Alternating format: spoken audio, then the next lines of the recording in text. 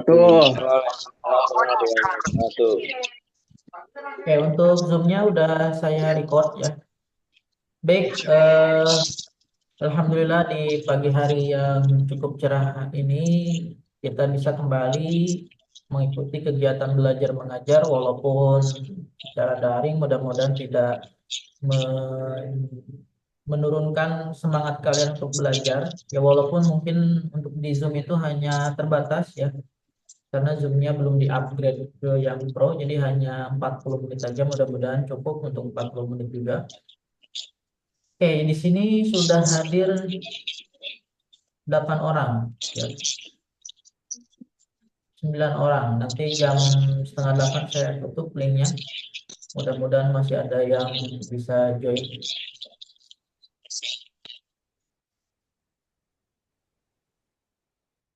Baik, kita akan melanjutkan pembahasan materi kita karena kemarin hari Selasa ada kegiatan di sekolah, makanya kita tidak bisa membahas materi di bab 4 yang pertama.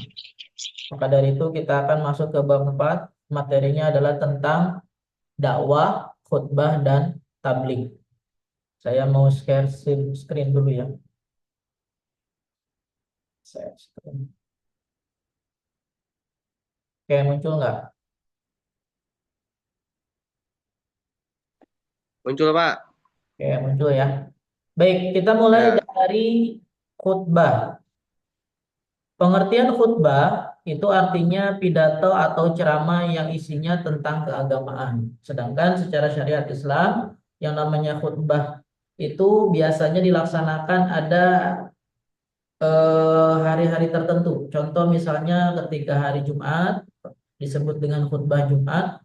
Kemudian ketika hari raya Id, Idul Fitri maupun Idul Adha, maupun ketika sholat gerhana baik bulan maupun matahari. Juga ketika sholat meminta hujan atau istisqa dan ketika wukuf di Arafah. Itu adalah beberapa khutbah yang memang kita laksanakan. Kalau misalkan yang kita laksanakan sehari-harinya mungkin hanya sholat Jumat saja, khutbah Jumat. Sedangkan yang tahunan berarti ketika sholat Idul Fitri dan Idul Adha. Adapun untuk khusuf, ya gerhana matahari maupun khusuf bulan, itu mungkin ada beberapa dari kita yang melaksanakan, adapun ada juga yang tidak.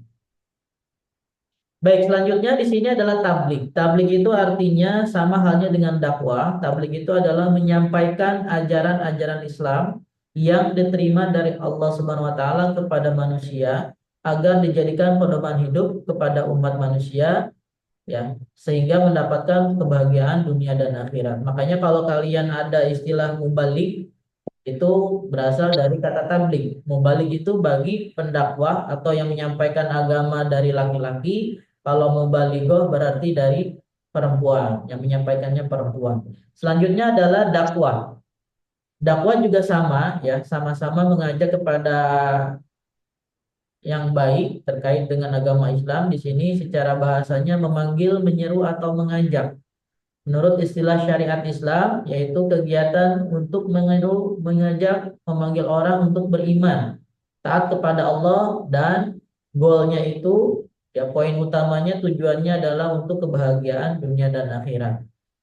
Makanya kemarin kalau misalnya kita ada KBM, ya saya menugaskan ke anak-anak untuk mencari para pendai yang memang sudah kalian terbiasa menyaksikan entah itu di TV maupun di YouTube ya untuk menyimak bagaimana cara beliau-beliau ya para habib, kiai, ustadz ya ustazah dalam menyampaikan dakwahnya supaya kalian bisa mengambil bagaimana mereka menyampaikan materinya karena kan ada tugas dari saya untuk dakwah ya ataupun ceramah dengan beberapa sudah ditentukan audiens dan temanya juga.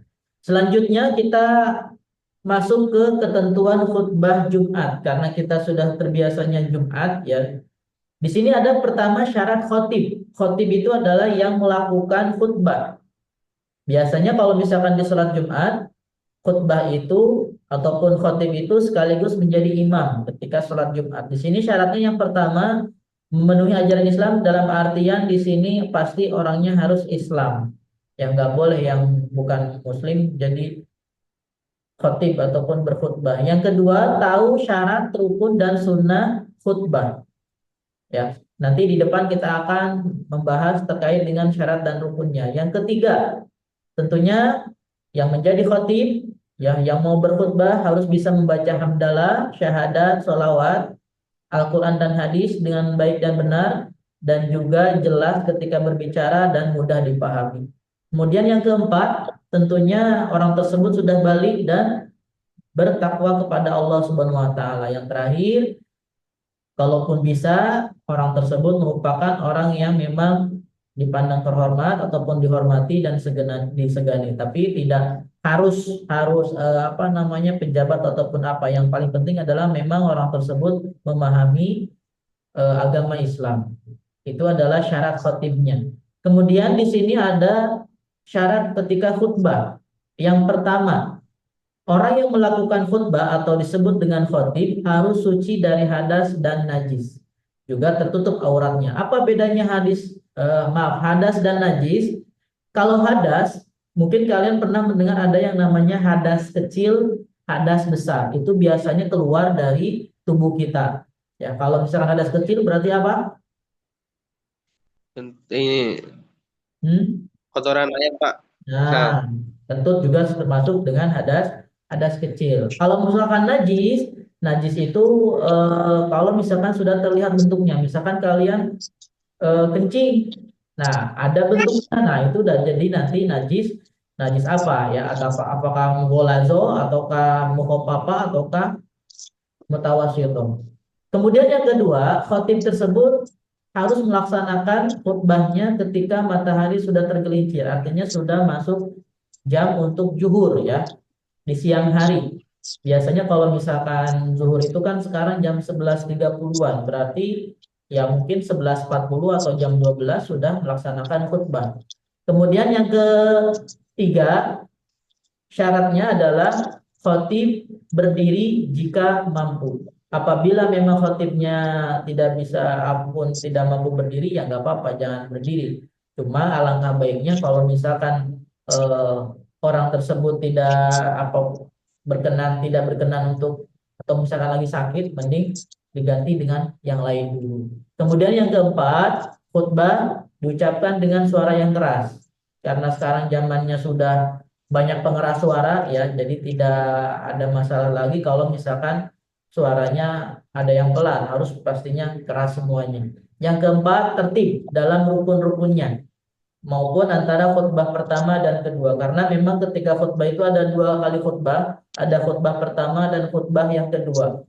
Biasanya ditandai dengan khotibnya duduk ya. Jadi ketika khutbah pertamanya sudah selesai, nanti khotibnya duduk dulu, kemudian bangun lagi untuk melanjutkan khutbah yang kedua. Kemudian yang terakhir adalah ketika khotibnya berkhutbah, jamaahnya harus mendengarkan.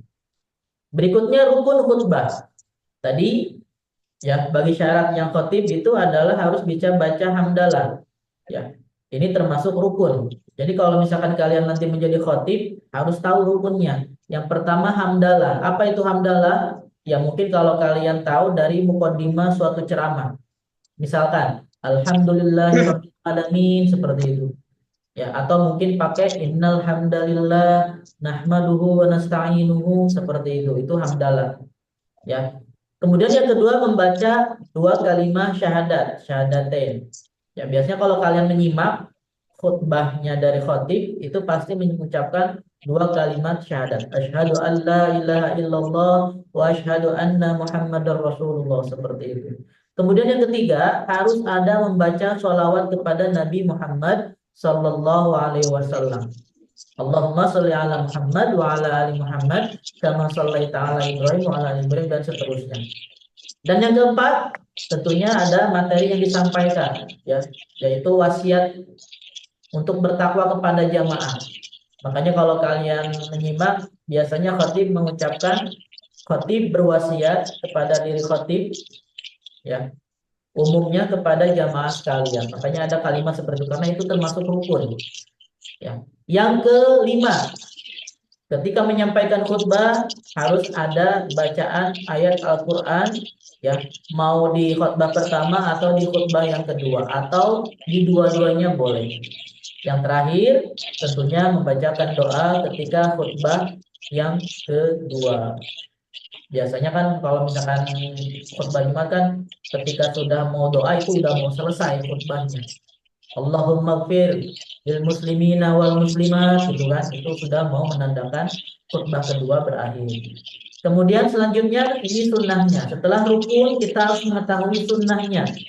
Sunnah yang pertama tadi berdiri. Berdiri itu termasuk sunnah. Walaupun misalkan tidak mampu berdiri ya nggak apa-apa. Cuma biasanya kalau misalkan khotibnya berhalangan untuk berdiri, ya mungkin nanti DKM-nya itu memakai apa namanya khotib yang lain. Ya kalau misalkan tidak mampu berdiri, ya kemungkinan khotibnya sedang sakit. Alangkah baiknya karena ini termasuk sunnah. Yang kedua, tentunya sunnahnya kalau misalkan mau berkhutbah diawali dengan mengucapkan salam ya. Kemudian yang ketiga, ketika berkhutbah khatib menyampaikan secara jelas, mudah dipahami, tidak terlalu panjang dan juga tidak terlalu pendek. Ya, makanya jangan sampai ketika kita menjadi khatib kelamaan.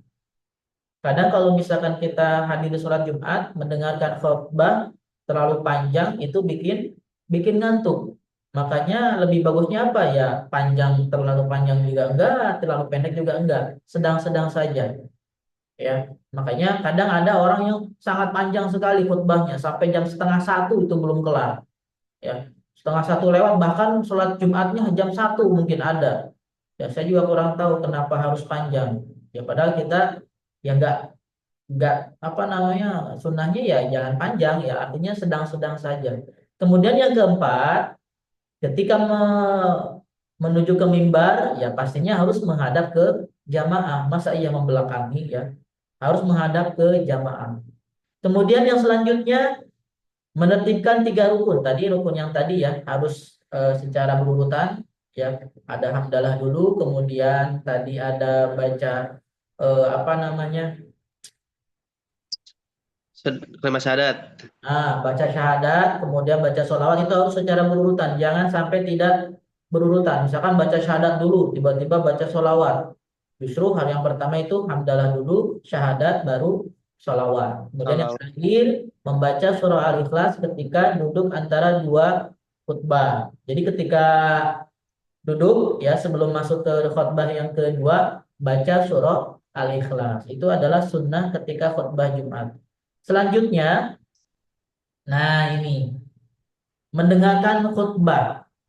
Kemarin kebetulan ya giliran jurusan elektro Jumatan. Saya masih mendengar anak-anak ya laki-laki yang sudah balik, dia berakal, sudah pada gede, masih mengobrol, bercanda. Di depan saya, di belakang saya masih. Ya, kenapa? Ya ketika khatib sudah berdiri di mimbar, ya mau gak mau kita harus diam. Di sini ada hadisnya. Barang siapa yang berbicara pada hari Jumat di waktu imam berkhutbah, maka ia seperti keledai yang memikul kitab.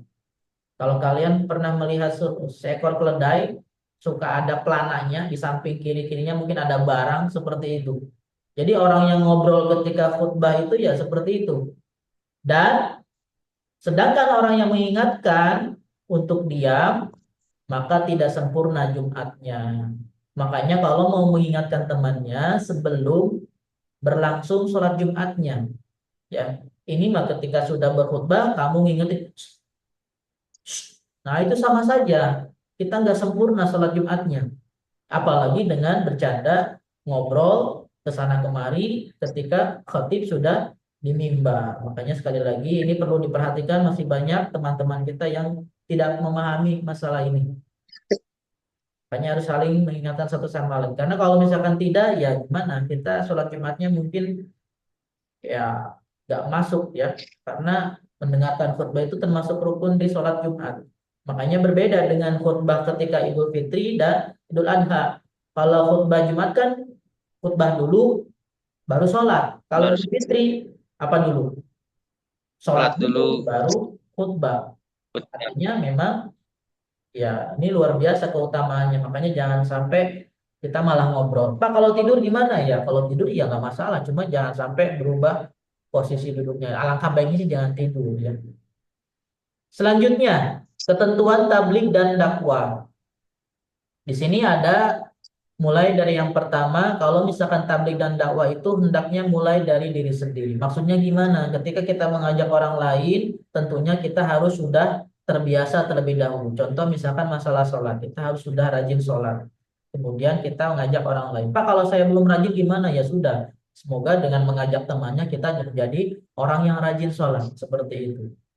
Kemudian yang kedua, hendaknya menggunakan pola kebijaksanaan dengan berbicara berdasarkan kadar kemampuan akal.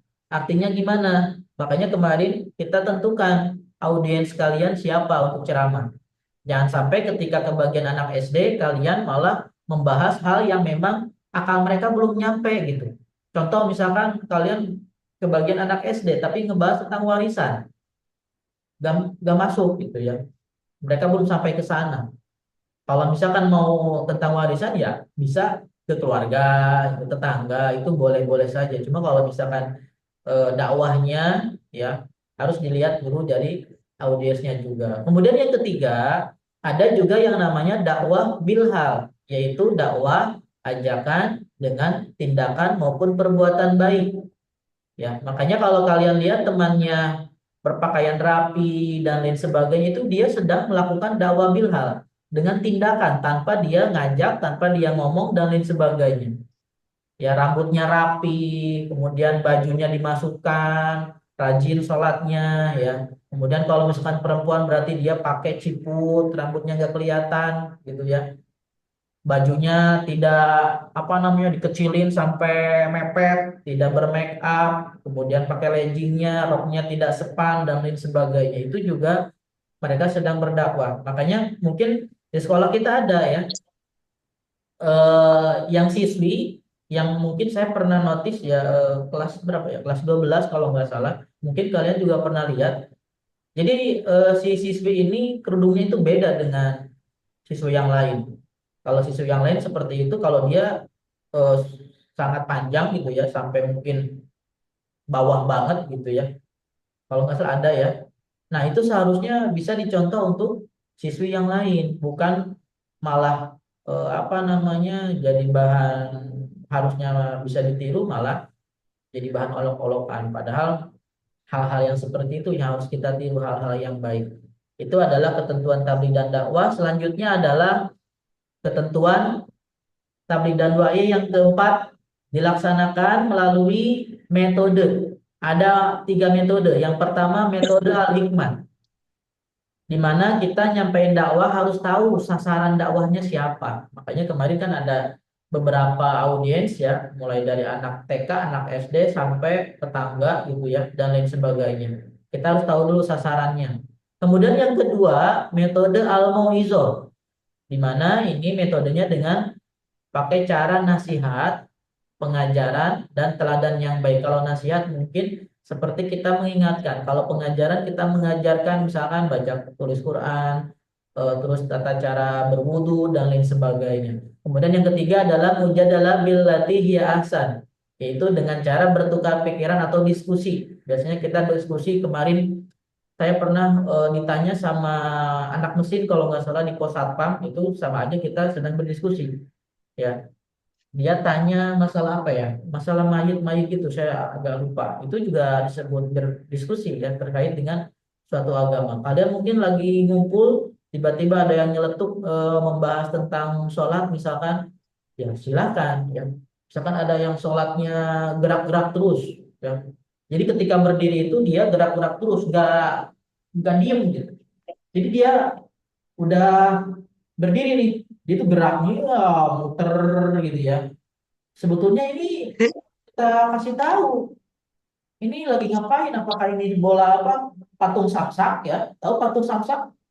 yang ditinju dia balik lagi gitu. Kayak gitu. Ini aja.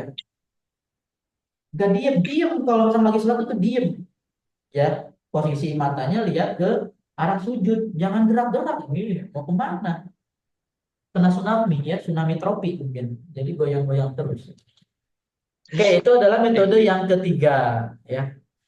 Selanjutnya, nah perbedaannya antara khutbah dan tabligh dan dakwah. Tentunya yang pertama perbedaannya di waktu pelaksanaan.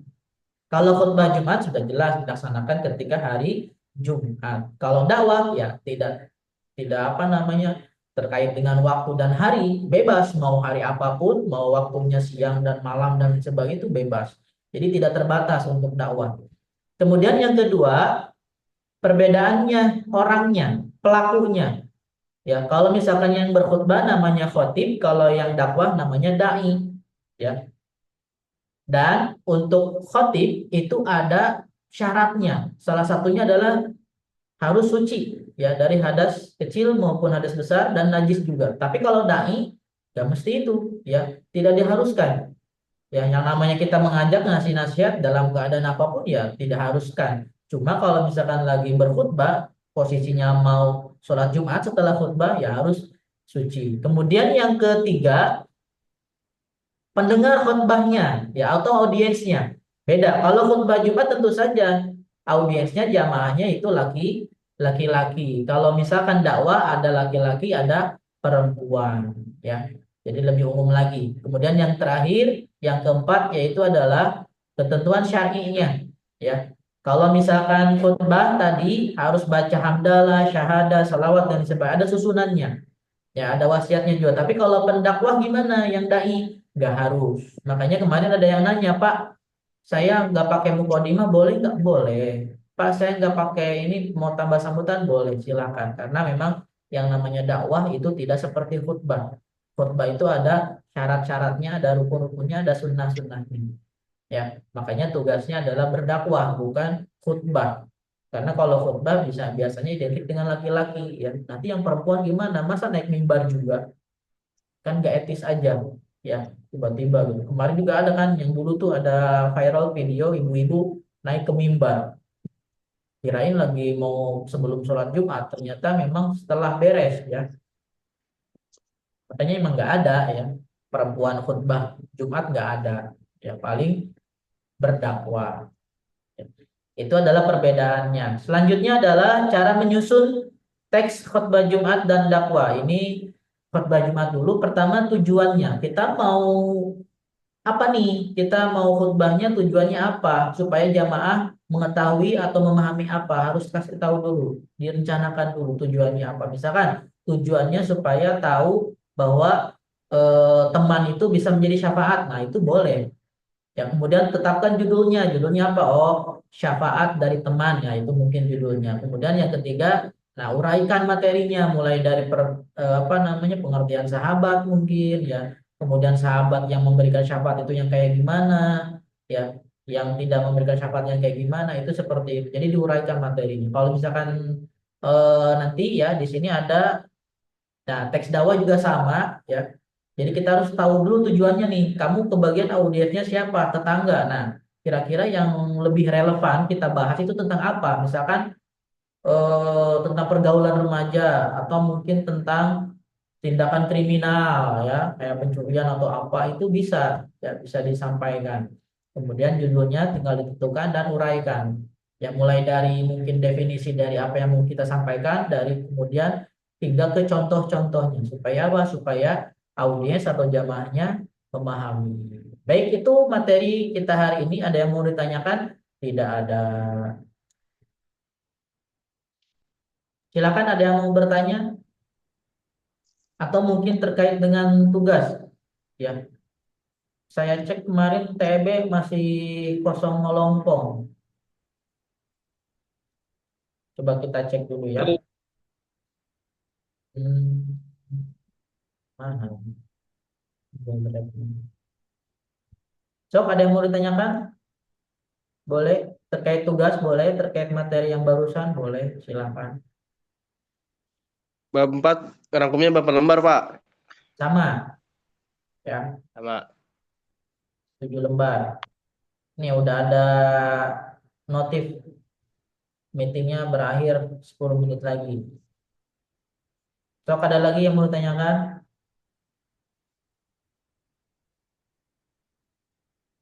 Ya. Oke, AKB udah ada 1 orang yang mengumpulkan. AKC belum ada. Kita coba Pak, jurusan elektro, TA belum, TB belum, TC udah 2 orang. Kita ke Pak ini aktifin kamera gimana, Pak? Kenapa? Aktifin kamera gimana, Pak? Aktifin kamera. Iya, Itu mulai video, Nopal, mulai video. Itu yang tanda nggak video bisa, itu, Cok. yang tanda kamera itu dinyalain. Itu, Pak, yang mulai video yang di bawah. Orang di sini juga banyak nih yang nggak on cam. Ntar saya alpain aja yang nggak on cam. Pak, Nggak saya ada on cam. bacaan, Pak. Tidak dapat Saya on akses cam, Pak, kamera. saya on cam. Berarti mana ada dari on cam kamu. TKJA kosong, ya belum ada yang upload. TKJB juga, TKJ juga belum. Kita ke mesin. Mesin A masih kosong, mesin B juga kosong, mesin C 2 orang. Berarti sudah ada 5 orang ya dari jurusan akuntansi 1 orang, elektro 2 orang, mesin 2 orang. Sob, ada yang mau tanya terkait dengan tugas dakwah? Takutnya ada yang kurang paham atau dalam hal teknisnya atau gimana? Pak, Ya, silakan. itu Oh ya, terakhir kapan, Pak? Yang video itu. 14 November, Kapan?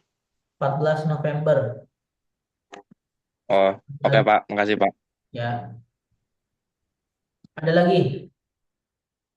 Masih ada waktu 8 menit lagi.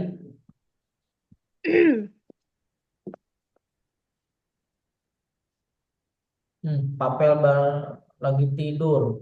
Pantesan aja dia. woi, ada kameranya nggak, woi? Ini di record loh ya, ketahuan loh ya. Kamu lihat gak di sebelah mana? Sebelah sini nih. Sebelah sini ada Ya, recording. Jadi Mana, Pak? Ya, record, jadi ada, ketahuan Pak, Pak. ada. memang Ada. menyimak mana yang tiduran, mana yang nggak on cam ketahuan.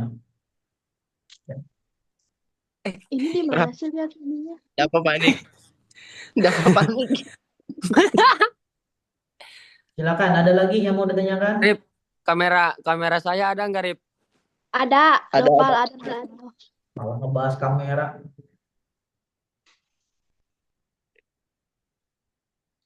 Dan nggak ada TK lagi sampai kapan? tugas. Bagi yang belum menyetorkan tugas catatan bab 1, bab 2 dan bab 3 ya. Untuk bab 1 dan bab 2 itu nilai maksimalnya 76 ya, minimal lembarnya 7 lembar. Untuk bab 3 nanti karena kalian terlambat, ada yang terlambat, nanti dikurangi 15 poin ya. Seperti itu. Ya Pak. Bab 1 bab 2 karena terlambatnya sudah terlalu lama. Jadi tadinya mau saya kasih 70 tapi kasihan ya, ya udah 76 aja. Jadi mau kalian 8 lembar, 9 lembar, 10 lembar, tapi kalau udah terlambat nilainya 76. Pak, saya 6 lembar nggak saya terima. 76-nya angus kalau 6 lembarnya. Karena minimal lembarnya adalah 7 lembar. Ya. Oke, Ya karena Pak. udah nggak ada lagi mau tanyakan. Udah. Ini Reja mau nanya apa Reja? mau on cam mau enggak sih melatih kamu teh? Tutup, buka, tutup. Apa-apa tadi pencet doang. Ah, Mana? Orang nggak on cam dari tadi. tadi udah sebentar. Udah saya alpain aja yang nggak on cam dari tadi. Ini kayak si Nadine, kayak si Sugi itu Azza dari awal si Arif dari awal sampai sekarang dia onin terus. Can mandi Pak, eta. Oh, Ciret.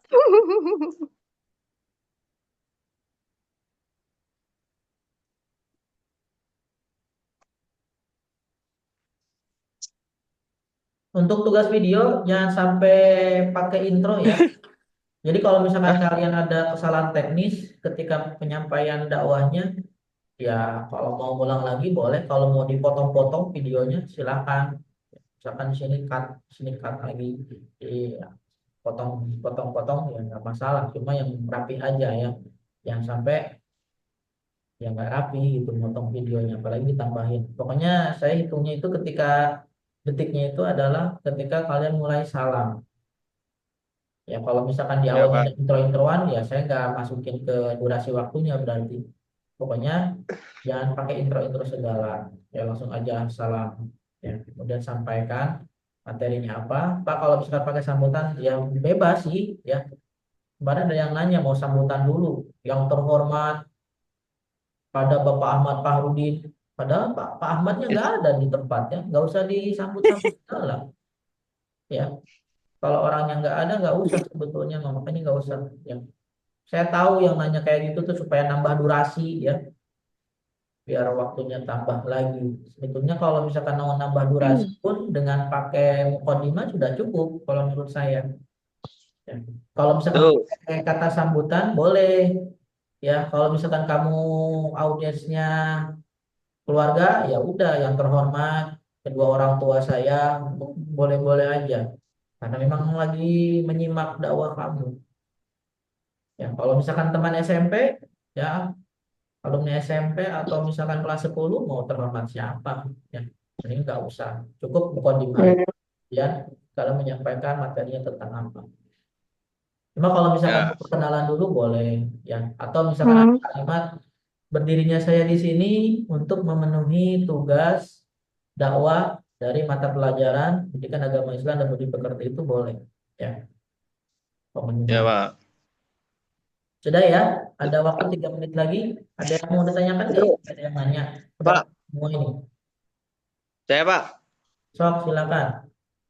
Itu kalau di akhirin ditambahin nadom atau nyanyian gitu Pak, boleh nggak Pak?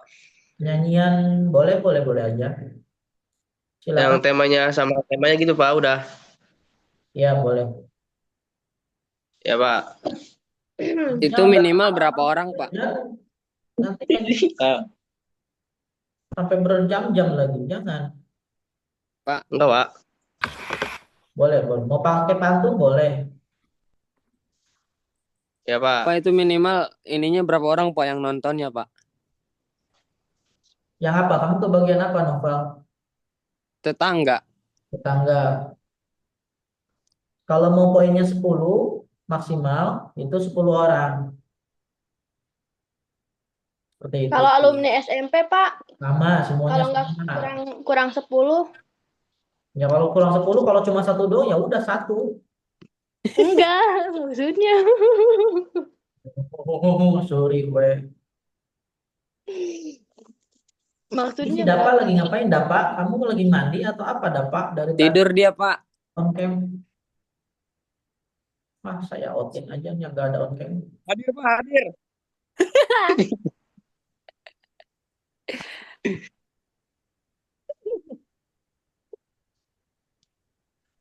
Aduh, Istarunus Serem. skip aja. Serem banget itu. Sok, ada lagi yang mau ditanyakan? Boleh? Udah Pak. Sudah ya. Oke, baik. Itu saja untuk pertemuan hari ini. Terima kasih banyak yang sudah on cam dari awal sampai akhir. Yang tidak on cam atau baru gabung ketahuan ya, karena ini zoomnya sudah saya record ya, walaupun cuma 40 menit nggak apa-apa, jadi ketahuan yang memang hadir dari awal sampai akhir. Baik, itu saja untuk pertemuan kita hari ini. Jaga kesehatan kalian ya, jangan sampai hujan-hujanan karena cuacanya sudah kurang baik-baik saja, dan juga jaga makanan dan minuman yang kalian konsumsi karena itu juga bisa pemicu dari badan kita kalau misalnya sakit. Baik, kita akhiri dengan membaca doa kafaratul majlis. Bismillahirrahmanirrahim. Subhanaka Allahumma wa bihamdika asyhadu an la ilaha illa anta astaghfiruka wa atubu ilaik. Sekian dari saya, kurang lebihnya mohon maaf. Wassalamualaikum warahmatullahi wabarakatuh. Waalaikumsalam. Waalaikumsalam Waalaikumsalam warahmatullahi warahmatullahi wabarakatuh. wabarakatuh. Waalaikumsalam. Pengen ngopi. Ya, silakan. Udah ini keluar. Waalaikumsalam warahmatullahi wabarakatuh. Arif dia, Arif.